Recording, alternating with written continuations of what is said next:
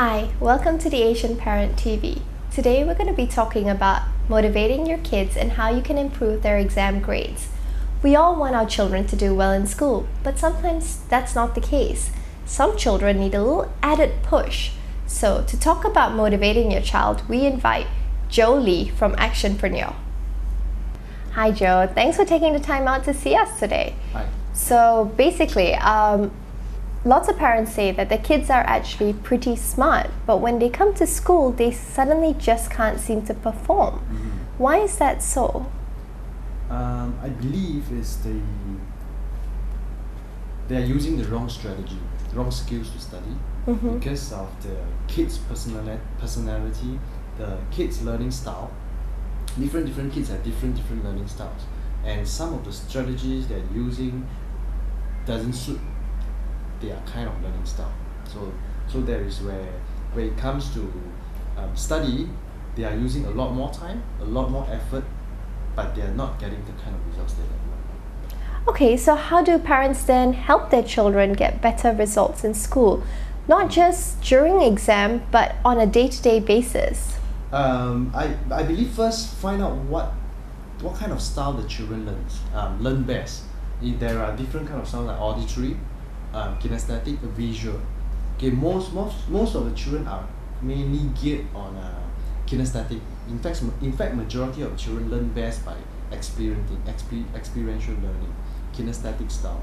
But however, if a child is a kinesthetic learner, and just by making them sit down and read books and listen to teachers, it can be a challenge for the children. So for parents, it is best to find out what's the learning style of the child and then find a kind of strategy that suits the child. So how can a parent determine the type of learning style a child needs? There are some profiling tests that we do conduct to find out the different learning style of a child. Or some of the tips here, probably if a parent find that the child lose attention very easily, most likely they are kinesthetic. If a parents bring the child to shopping and the child have to run around, touch all the products, touch the towel, touch the clothing, they are most likely kinesthetic. Quieter children mainly are more auditory, and these auditory children, they usually perform better in school because they learn best by hearing. By hearing. Yes, and if they realize that the child like to draw, most likely they are visual because they visualize all the things in their mind in pictures.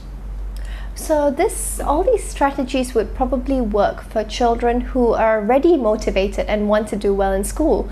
But what about those children who aren't motivated?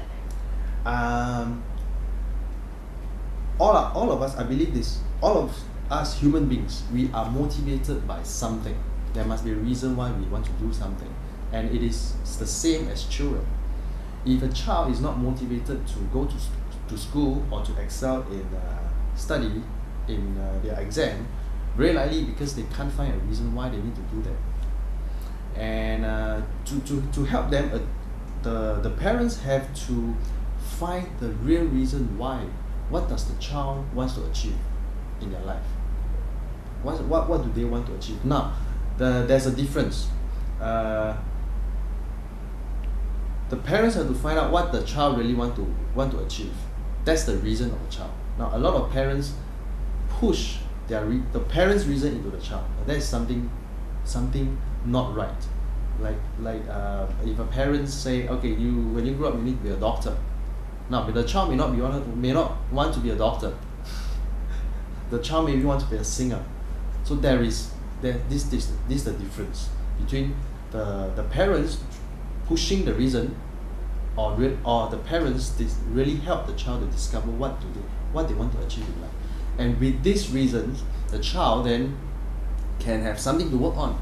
This becomes the reason, the driving force, the motivation factor for the child to excel in school. So, okay, but what about children who actually have low self-esteem or low confidence? It comes low self-esteem and low confidence. It comes from environment.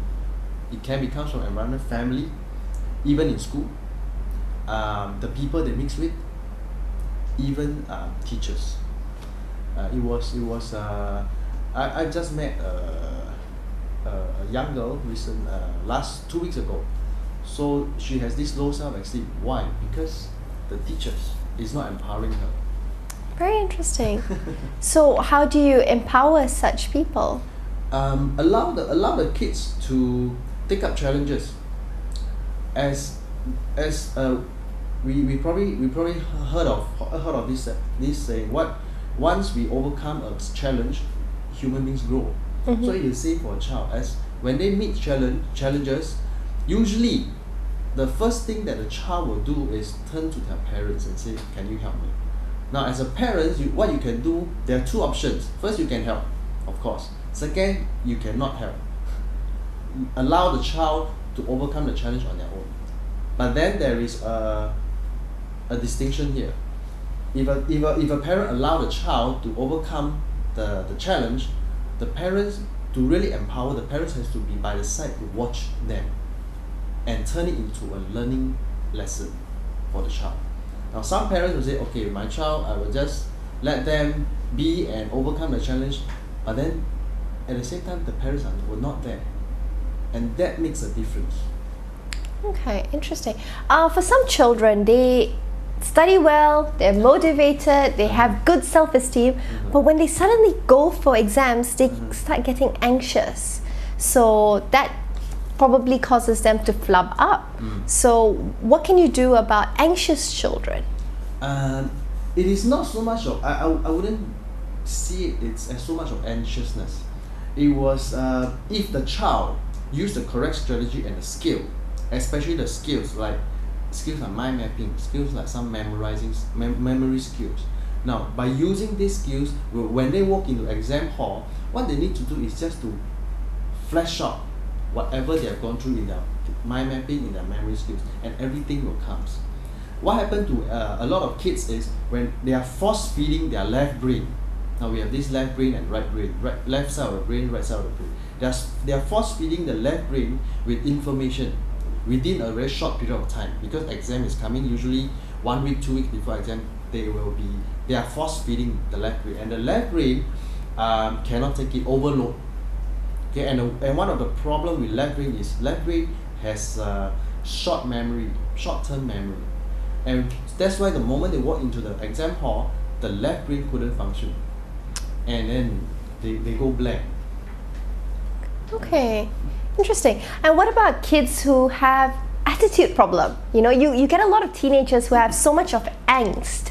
So what can parents do when their child just has a heck care attitude? Why in the first place a child will have attitude problem? There are certain needs that human beings want to have, and one of the needs is attention. And some of the kids, when they started to have attitude problems, one of the reasons will be is they want to get attention from adults, from somebody. It can happen in any kind of families. I have seen rich, well-to-do families, but their kids were have a different kind of have an attitude problem. The kids have tattoos all over the bodies. So why? Because the parents is so busy earning money and didn't give enough care and concern and love to the kids, to the children, and that's why the kids have to do something to create attention. And some kids go to the extreme to create trouble. Some kids will know that will become better, because it basically based on what kind of experience they are going through. Some kids, once they create first time they create a trouble and they realize, hey, they actually get the attention. So in that mindset, in their behavior, it engraves into them that the next time they want attention, they create trouble.